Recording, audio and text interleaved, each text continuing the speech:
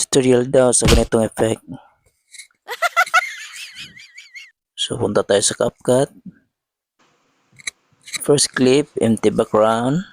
Second clip, yung pagsipa ng tao. Saka sabayo po. Okay, maglinis muna tayo. Pag click mo yan, pumuti, dyan tayo may split. Tapos yung sobra delete.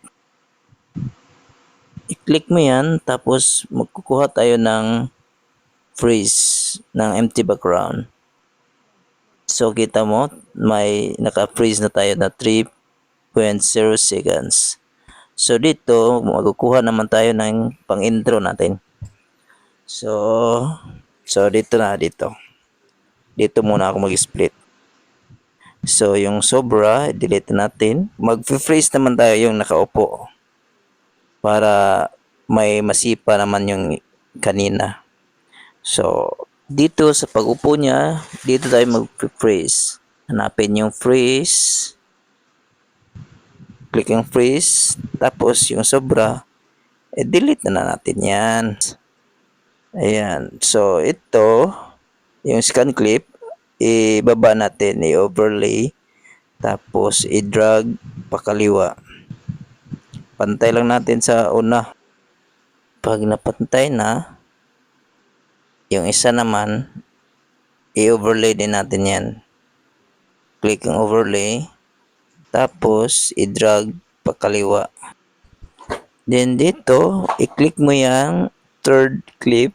Tapos, hanapin yung remove BG. Auto removal. Pag nag-green check na, sabay check naman yung nasa kaliwa o sa kanan.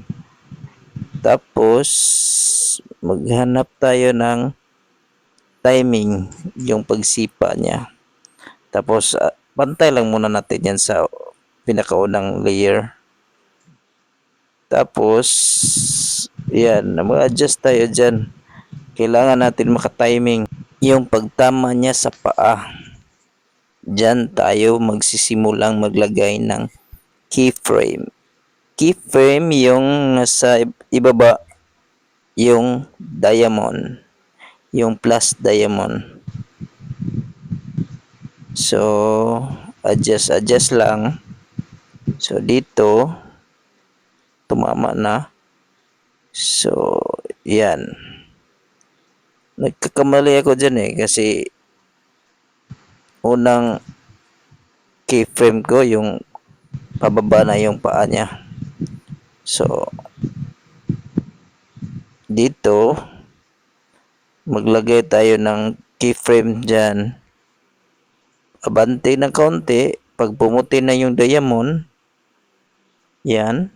Tapos, igalaw nyo yung naka-remove BG, yung nakaupo.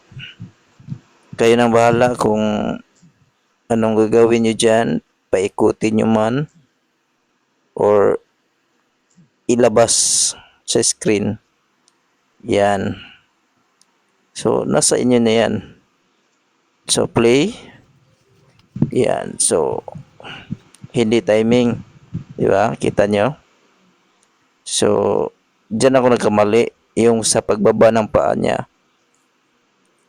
Oh, yan. Ang pangit tignan. So, inulit ko na naman yan. Kasi, kailangan talaga ng timing. So, dyan. Yung unang pagtama. Dyan tayo simulang maglagay ng keyframe. Tapos, abante ng konti. Tapos, hawakan lang yung naka-remove BG, yung tao. Tapos, ialis niya yan. Tapos na. Yun lang. So, huwag mo kalimutan mag-like and share ha. Tapos, yung CapCut watermarks, delete natin yan. Kasi bawal yan. Tapos, pindutin yung back arrow, yung nasa baba. Tapos, punta kayo sa aspect ratio. At saka 9:16. Pag okay na, paki-check lang. Again, paki-like and share kung nagustuhan nyo yung tutorial natin. Thank you. Ready to export.